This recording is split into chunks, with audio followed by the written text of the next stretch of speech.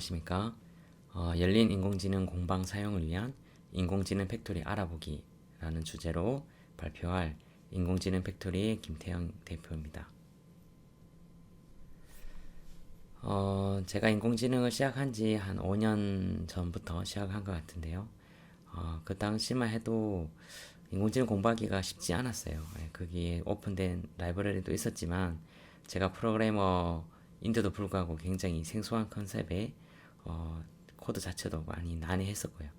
그러다가 이제 케라스라는 거를 만나게 됐는데 케라스를 보니까 굉장히 직관적이고 굉장히 쉽고 또 이게 뭐 그 당시에도 문서화는 잘 안 됐었습니다. 그래서 문서화는 잘 안 됐었지만 그래도 굉장히 파워풀하다라는 생각을 가지고 그때부터 공부를 하기 시작했었습니다. 근데 이 케라스를 만든 프랑스와 솔레님을 한번 만나게 됐었는데 이분이 만든 이 케라스의 철학이 딥러닝을 사용하기 쉽게 만들면 더 많은 분들이 접근할 수 있겠죠. 그리고 케라스의 핵심은 모두의 손에 쥐어지는 것입니다. 라고 얘기를 하였습니다.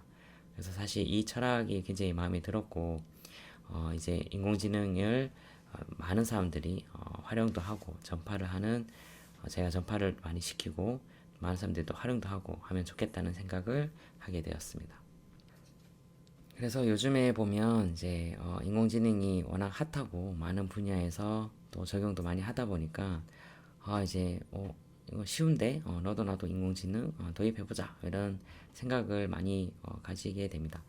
사실상 인공지능 도입하는 데 있어서 많이 쉬워진 건 사실입니다. 왜냐하면 오픈소스도 많이 활발하게 돼 있고 또 튜토리얼도 많고 또 다양한 적용 사례가 있어서 예전에는 조금 리스크가 좀 있기 때문에 머뭇거렸던 분들도 여기저기 이제 좋은 사례가 나오면서 나도 한번 적용해보자 라는 어떤 그런 자신감을 갖게 되는 요즘인 것 같고요. 그리고 각종 정부 지원 사업이나 또 범용 인공지능 모델 서비스도 하면서 기술들이 많이 이제 보편화가 된 것 같습니다. 하지만 뭐 인공지능을 도입하는 데 있어서는 역시나 그 진입장벽이 있는데요. 크게 한 세 가지 정도가 있다고 생각합니다. 처음에는 문제정입니다. 어떤 문제를 가지고 우리가 인공지능을 도입할지, 그리고 그 도입했을 때 평가를 어떻게 할지, 이런 부분들이 사실상 잘 정리가 안 되고 인공지능을 시작하는 경우도 많이 있기 때문에 나중에 인공지능 모델을 만든 다음에 원래 시스템에 탑재하거나 또 서비스를 할 때 결국 인공지능 모델에 대한 신뢰성에 대해서 평가를 해야 되기 때문에 이거를 어떻게 할지에 대한 고민을 많이 해야 됩니다. 근데 뭐 사실 만만치가 않죠. 예. 인공지능에서는 다들 데이터셋 기반으로 평가를 하게 되는데 실전에 돌아가는 데이터셋을 또 구하기가 쉽지 않고 또 서비스를 하고 난 다음에야 그런 것들이 얻을 수 있기 때문에 사실 이 부분들이 생각처럼 쉬운 부분이 아닙니다. 그리고 두 번째는 데이터셋이 많이 필요합니다. 데이터셋의 학습 기반의 알고리즘이다 보니까 학습에 대한 데이터셋도 필요하고 또 검증할 데이터셋도 필요하고 또 데이터셋의 품질이 결국 인공지능 모델에 대한 성능을 좌지우지하기 때문에 그런 부분에 대해서도 중요하게 다루고 있습니다.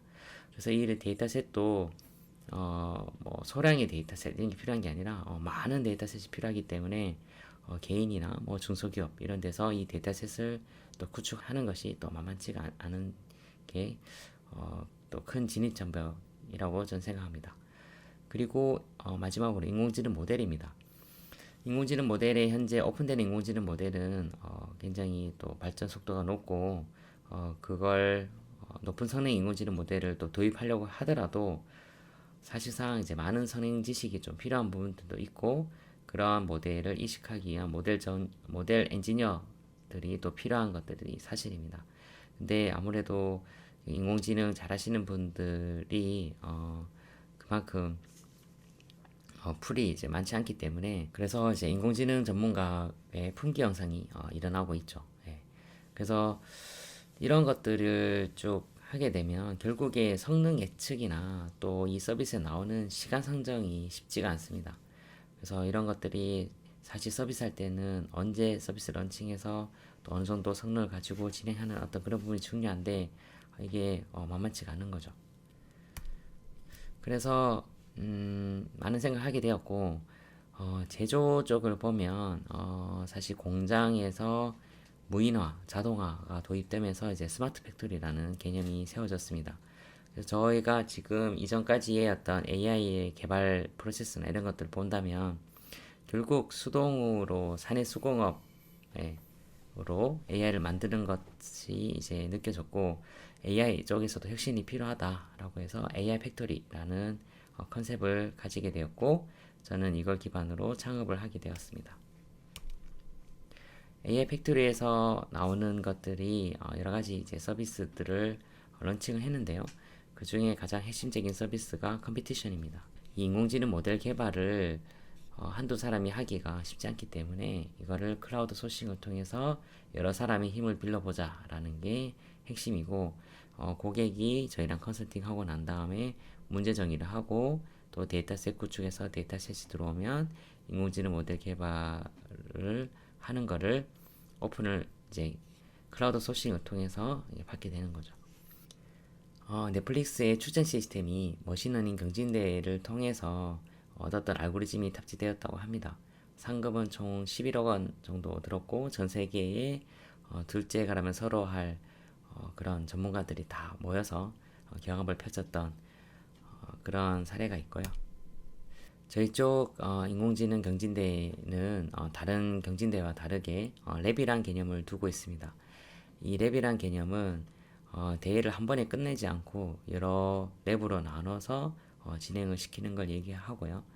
그래서 만약에 두 달에 1억을 상금을 걸고 목표가 이제 92%를 달성하는 게 목표다라고 대회를 개최하기 전에 목표를 잡았다면 저희 쪽에서는 이렇게 비슷하게 한다고 했을 때 랩을 총 4회로 나누고 처음에 2주간 동안만 대회를 엽니다. 2주 안에서 가장 높은 목표를 달성한 분들에게 상금이 지급되는 거죠. 그래서 2주 후에 첫 번째 70%가 달성했던 팀이 생겼었습니다. 예를 들자면 그러면 그 다음에 랩 설정을 할 때는 두 번째 랩은 목표를 80, 세 번째 랩은 88, 또 네 번째 랩은 92% 이런 식으로 목표를 잡아가지고 그 다음 목표가 진행합니다. 그 다음에부터는 기간이 아니라 체크 포인트에 따라서 선착순으로 진행됩니다. 그래서 선착순으로 상금이 목표가 우리 80%가 목표였는데 네. 3일 후에 89%를 달성한 분이 생겼으면 그분한테 이제 상금이 2천만 원 나가는 거죠. 이런 식으로 해서 89%를 달성했기 때문에 그 다음 랩은 더 상위 조정해서 92%를 잡고 또 대회를 시작을 하면 만약에 어떤 분이 이제 일주 후에 또 94%를 달성했더라면 이때 이제 상금이 바로 지급이 됩니다. 이런 식으로 쭉 가다 보면 네, 전체의 기간은 2달에서 3주로 줄어들게 되고 또 목표는 92%보다 더 높게 98%로 이렇게 달성할 수 있습니다. 지금 보시는 이거는 뭐 기간을 짧게 하거나 뭐 성능을 더 높이는 이런 효율성을 말씀드리는 것도 있지만 가장 중요한 포인트는 해당하는 리스크를 많이 줄일 수 있습니다. 네.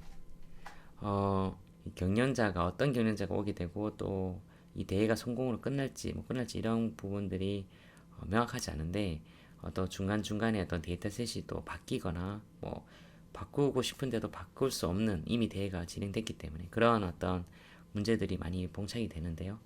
저희 쪽은 랩을 이렇게 바꿔가면서 중간중간에 어떤 목표치 그리고 데이터셋도 필요하다면 계속 갱신을 통해서 나중에 만들어진 어떤 모델이 실제적으로 잘 적용할 수 있게끔 그렇게 대회를 운영을 하고 대회를 위한 대회가 아니라 실제 이 인공지능 모델을 현업에 사용하기 위한 대회라고 보시면 될 것 같습니다. 대표적인 저희가 수행했던 대회는 이제 나이파 2020 인공지능 온라인 경진대회도 저희 플랫폼 상에서 진행이 됐었고요. 이때는 많은 분들이 400팀이 오셔가지고 280대의 GPU 위에서 경합을 펼쳤던 그런 대회였었습니다. 그리고 저희 자체적으로도 대회를 많이 여는데요. 동서울대에서 드론 영상 가지고 작물 수분 스트레스를 탐지한다든지 뭐 극지연구소에서 위성 영상을 이용해서 북극 해빙을 예측하는 알고리즘을 만든다든지, 또 위성 영상 선박 탐지하는 거, 수리 수질 예측하는 알고리즘, 그리고 이건 휴먼 플래닛이라는 중소기업에서 환경 쪽에 인공지능 모델을 접목하는 거고요. 마지막으로는 이지다이아텍이라는 의료 전문 업체에서, 의료기기 전문 업체에서 의료 영상의 혈액 검사를 식별하는 그런 알고리즘을 경진대회를 펼쳤습니다. 이렇게 여러 기관에서 인공지능 모델을 필요한 기관에서 빨리 개발을 하기 위해서 이런 경진대회를 많이 활용을 하고 있습니다. 다음은 AF 리서치인데요. AF 리서치는 저희 그 클라우드 소싱에 기반의 협업 플랫폼을 기업이나 연구소 내에 그 내에서 이제 플랫폼을 구축하고 그 안에서 컴피티션 또는 뭐 협업 연구가 이루어질 수 있도록 플랫폼으로 구성을 한 겁니다. 그래서 일종의 가상 연구실을 하는 AF 리서치는 이런 연구실이 아닌 모든 사용자 연구실이라는 관점에서 좀 현실과 차별을 두고 있고요. 그래서 플랫폼 상에서 업로드된 문제를 기존 같았으면 연구자들이 자기 연구만 푸는데, 그렇지 않고 플랫폼 상에서 올려진 연구를 다 함께 풀어내는, 그래서 또 융합을 통해서 좀 시너지를 극대화시킬 수 있는 그런 플랫폼이라고 보시면 될 것 같습니다. 이건 실제로 한국천문연구원에서 사용했던 사례고요. 지자기 폭풍 시 전리권 상황 예측이나 또 하이라스 태양 전파 폭발 자동 검출 알고리즘을 개발할 때 내부의 연구원들끼리 소통을 해서 저희 플랫폼을 통해서 진행할 수 있도록 그렇게 유도를 하고 또 협업 연구가 이루어졌습니다. 다음은 이제 데이터셋 품질 평가 쪽인데요. 저희가 이제 평가 시스템이기 때문에 이게 데이터셋을 사실 만들 때부터 인공지능을 만들기 위해서 데이터셋을 만든다고 했을 때는 결국에 인공지능이 잘 학습할 수 있도록 데이터셋을 구축을 해야 됩니다.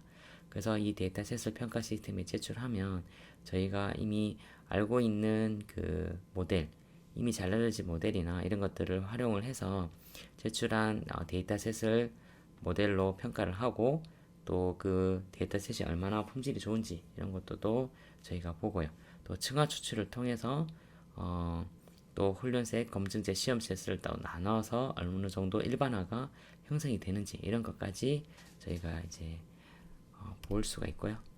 또 모델 성능도 저 수행사에서 데이터셋을 만든 다음에 또 시험셋과 라벨, 시험셋은 데이터와 라벨이죠. 이거를 이제 제출하고 그 이후에 모델과 모델 소스 코드를 계속 제출하면 저희가 채점 결과랑 또 리더보드를 제공하고 이런 식으로 계속 반복하면서 수행사는 리더보드를 보면서 이 나의 모델이 어떤 식으로 발전되고 있는지 이런 것들을 한눈에 볼 수 있도록 그렇게 모델 성능을 평가할 수 있습니다.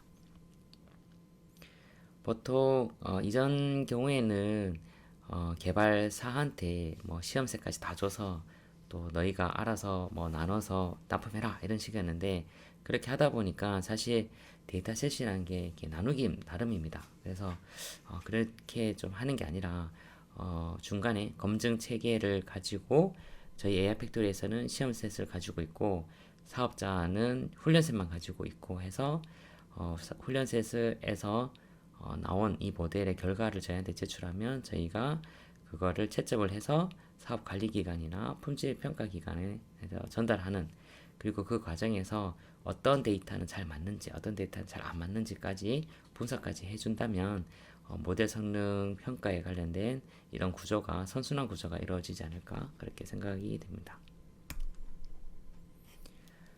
찬진원 쪽에서 얼마 전에 개최한 대회에서 저희 플랫폼이 이용이 됐는데요.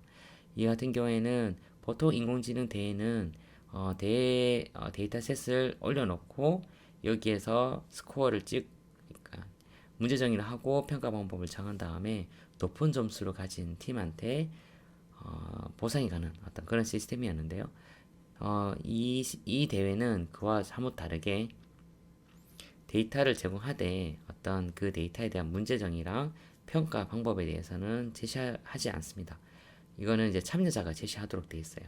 그러면 참여자 이 데이터셋 하나로 여러 참여자가 서로 경쟁하는 게 아니라 하나의 타스크를 참여자가 다 따로 가지고 있어서 그거 베이스로 해서 참여자가 평가 스크립트를 올리고 또 시험셋도 올리고 나중에 자신의 모델을 올리면 채점하는 식으로 그렇게 되어 있습니다. 네, 이 부분이 오늘 발표할 주제랑 가장 주제에 맞는 서비스인데요.